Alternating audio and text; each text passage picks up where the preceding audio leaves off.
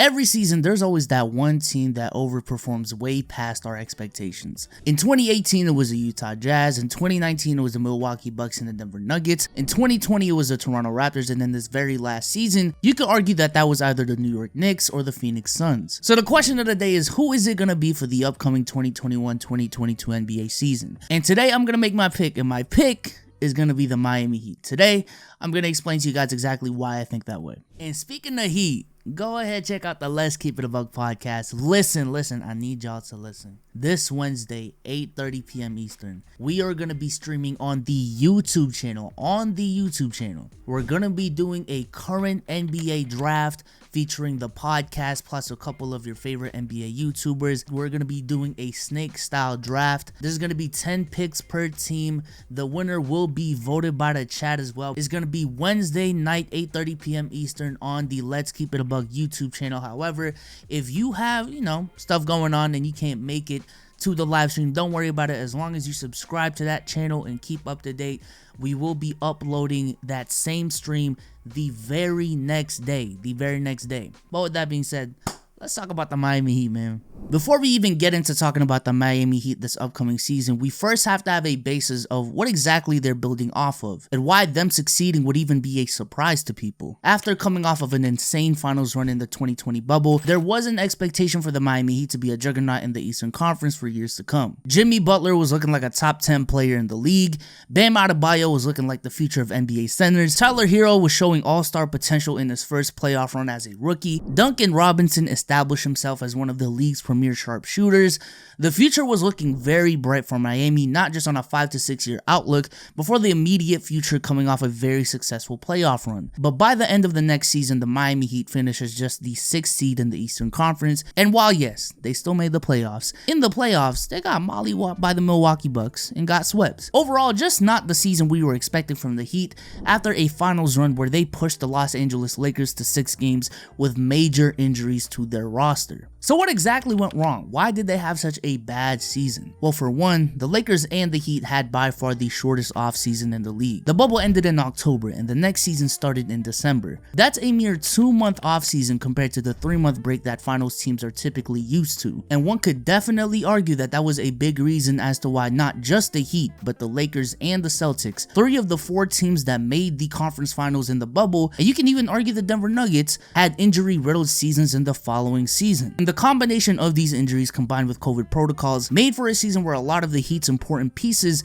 missed a ton of games. Jimmy Butler missed 20 games, Bam Adebayo missed 8, Tyler Hero missed 18, Kendrick Nunn missed 16, Goran Dragic missed 22, Victor Oladipo, who they traded Avery Bradley and Kelly Olynyk for, only played 4 games until he had to go under season-ending surgery, and all of these injuries and missed games caused for very messy rotations and not a lot of continuity and consistency to the team's performance. But also from the play that was there just wasn't that much improvement in any aspect for the team. Not to say that there was no improvement, but it just wasn't anything crazy. And also their offense was just not good, especially given the pieces that they have. In the 2020 season, the Heat finished with the 7th best offensive rating in the league, but in 2021, that dipped all the way down to 18th best in the league. In a matter of a season, really just a couple months, they went from a top 10 offense in the league to being closer to the bottom 10 in the league. Why is that? Well, again, 1, injuries. There wasn't much time for the team to really mesh together. But also 2, in terms of their personnel,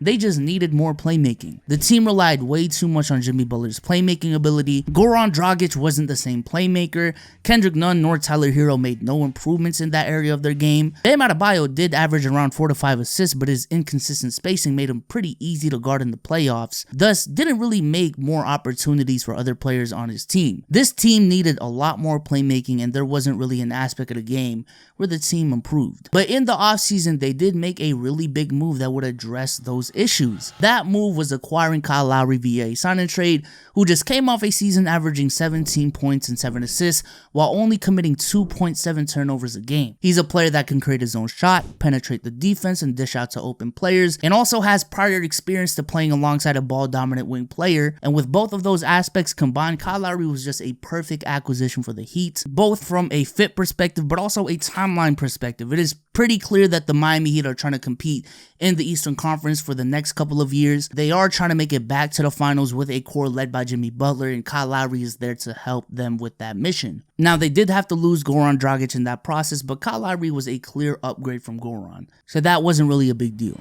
They also acquired PJ Tucker and Markieff Morris to a 2- and 1-year deal respectively, players that are going to give you toughness, versatile defense, and spacing in the wing positions. Their starting lineup will probably look something like this. Kyle Lowry, Duncan Robinson, Jimmy Butler, PJ Tucker, and Bam Adebayo will probably make up the starting lineup, with Tyler Hero, Victor Oladipo, Markieff Morris, and Dwayne Dedmon leading the bench unit. But none of this really explains why I think they're slept on. Why do I think they're slept on? I truly think the value of what Kyle Lowry brings to this team isn't really being talked about enough. I think it's a consensus that they did get better with Kyle Lowry, but the degree of how much they got better, in my opinion, is being understated. That's the reason why I'm making this video. Kyle Lowry opens up so many opportunities for everyone on the team and makes everyone else way more of a threat just because of what Kyle Lowry brings to the table. To back that statement up with some numbers, the Heat last season were 22nd in the league in drives to the basket and finished with the second least points from drives. Now, I'm not saying that Kyle Lowry is this insane threat at the rim, but he does provide solid rim pressure when he is driving, and that alone will open up way more opportunities for everyone else on offense. But even in situations where you would want Jimmy Butler to handle the ball and penetrate the rim, which is a scenario that does happen a lot for this team, that again is another situation where Kyle Lowry is going to show his value, as last season Kyle Lowry shot 41.6% on catch and shoot threes on around 3.3 attempts per game, which ranked 37th amongst guards last season. They've always been solid defensively. Even last season when they had a bad season, they were still a really good defensive team, but what Kyle Lowry brings offensively is tremendous, and I think that will really make the difference for this team. But there are also other improvements with this team that I don't think people are talking about enough. For one, look, I know Tyler Hero has been a butt of a lot of jokes lately, and I agree. Yes, we have overrated Tyler Hero, but I still don't think he's as bad as people think, especially with more playmaking on the team. The last 20 games of the season last year, Tyler Hero was putting up 14, 4, and 3 a game on 49, 43, 71 splits. Those are solid numbers, and after a proper full offseason, I do expect him to improve. Also, with them adding more playmakers on the team in Kyle Lowry and Victor Oladipo, that will lessen any expectations they had for Tyler Hero to be a playmaker off of the bench, and if Tyler Hero was in a situation where he's just asked to score, shoot the ball, and get buckets, I think that's going to be a role that he can thrive in. Same sentiments with Bam Adebayo. Bam Adebayo's weaknesses when it came to providing spacing is a legitimate concern. However, it is something that Bam has addressed himself and has said he's been working on, unlike some other players in the league that are just, not playing. And I trust him to improve on those weaknesses in this game. This is the same player that was a most improved player of the year candidate just 2 years ago. And with all of this, I haven't really mentioned Jimmy Butler. I think the performances of other players have pushed Jimmy Butler out of the top 10 conversation, but I still don't think he's that far removed from those conversations. If anything, he actually had one of his best statistical seasons last season, and I expect him to have similar production this upcoming year. And also, depending on how well Victor Oladipo comes back from this injury, he could very well provide the playmaking off the bench that this team would need. Now again, I think everyone is expecting this team to get better, but to what degree? I think everyone is expecting the Eastern Conference to just be the Brooklyn Nets, the Milwaukee Bucks, and everyone else. And I guess this is where the slept on part of the video comes in, because I wholeheartedly believe that the Miami Heat by the end of this upcoming season will also be in that conversation with the Milwaukee Bucks and the Brooklyn Nets. If healthy, I think this team has the potential to be a 55+ win team. I think they can also be a top 10 offense as well as a top 10 defense this upcoming season. And I would make predictions on how far they would make in the playoffs, but I can't. How deep a team can go in the playoffs depends so much on matchups and seedings and injuries. It's just, I can't make that prediction. But long story short, I think this team is gonna be nasty. Go ahead, check out the Let's Keep It a Buck podcast. Links will be in the description. We are gonna be streaming. It's gonna be Wednesday night, 8:30 p.m. Eastern on the Let's Keep It a Buck YouTube channel. But with that being said, I hope y'all enjoyed this video. Let me know what you think about the Miami Heat in the comment section down below. And I'm out, man. Peace.